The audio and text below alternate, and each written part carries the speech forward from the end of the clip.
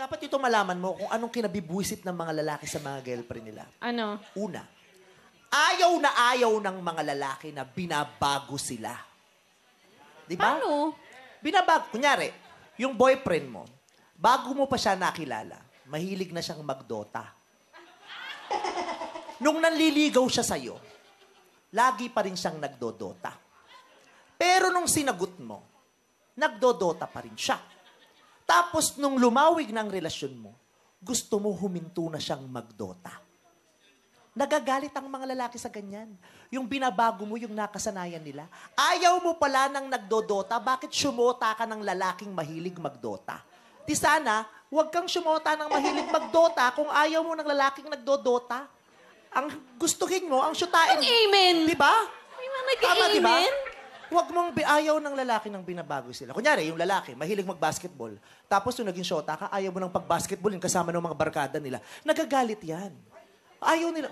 Ganon din naman sa babae. Oo, ba't ka magjojowa kasi? Correct. Di ba? May mga lalaki din naman na binabago yung mga girlfriend nila. Yung girlfriend, nakilala sa disco, sa club, Oo. sa sasayaw. Ang suot, gapanti, gabra. Sabi nung lalaki, wow, ganda ng suot, gapanti, gabra, kunin natin number. Kinuhay number. Ligawan natin, sexy. Niligawan. Shoshyotain ko yan, sexy. O, sinota. Tapos nung girlfriend niya na, gusto niya na ang damit mahaba. Ayaw na ng pa-sexy. Totoo. Binabago mo yung babae.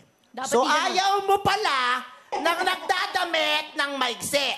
Ayaw mo ng babaeng nagdadamit ng sexy. Eh di sana naghanap ka ng babaeng yung damit mahaba, sana ang sinota mo, white lady. Diba? Huwag mong binabago. Tama yun. Nakakapanggigil. Always remember, di ba? If you love the person, just love him.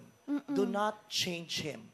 Just give him the reason to change and let him change himself. Tama ka dyan. Ayaw nila ng binabago. Pero ito rin, ha? Ugali din naman kasi ng mga babae. Ito. Ano yan? Yung mga babae ang hilig mang-ungkat ng mga nakaraan.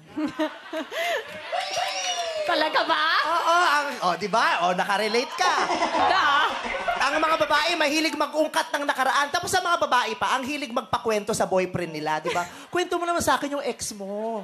Eh, yung mga lalaki, hindi naman makwento yan. Pero pipilitin mo yung lalaking magkwento. So, para wag kang mabwis at magkukwento. Pero pag nalaman mo yung totoo, mayat-mayat yung mag-aaway kayo, ibabalik yung babae kasi yung ex mo. Ganyan, nakita ko yung ex mo. Di ba? Yung mga babae, ayaw ng lalaki na binubungkal yun ng binubungkal ang nakaraan. Gusto nyo palang magbungkal ng magbungkal. Sana ang sinota nyo, construction worker, para magbungkal lang kayong dalawa. Alam, hindi ko din. Tama ng tama, oh. Di ba? Grabe naman. Hindi ba pwedeng gusto lang namin siya makilala pa lang? Hindi, pero ginagamit nyo against them. Oh, hindi. Pinagsisilosan nyo. Do. Tapos yung mga nagigigil, yung mga babae, bakit galit na galit kayo pag yung mga boyfriend nyo Ano? may ina-add na babae sa social media? Hindi ako ganun. Diba? Tapos gigil na gigil kayo pag yung jowa nyo may nilike na babaeng nakapasexy sa Instagram. Ang daming nagre-react na, boy. Diba? Oh, yeah daw yung mga bling. Ayaw nyo pa na nag-a-add, try nyo magpa-subtract kung pwede yon. Di ba nakakagigil eh? Kaya yung mga lalaki, pag pinagbawalan kayo ng mga babae, ng mga jowa nyo, na nagla-like kayo ng mga babaeng nakapasexy, try nyo mag-like ng mga lalaking nakabrief. Tignan natin kung magre-react pa rin sila. Ako, meron. Ano? Bakit ganon? Yung mga lalaki, nagagalit sila kapag ang tagal-tagal magbihis ng mga babae. Oo. Pero kapag hindi naman kami nag-ayos, titingin naman kayo sa iba. Ang gusto ng mga lalaki, mag-ayos ka. Pero wag naman masyadong matagal. At kung nagtagal ka, siguraduhin mo, paglabas mo, maganda ka. Hindi yung ang tagal-tagal mo na nag-ayos, paglabas mo, ang pangit mo pa rin. Sa ang usapan, aakit ka sa taas kasi magli-lipstick ka. Pagbaba mo, itsura mo, McDonald's ka pala.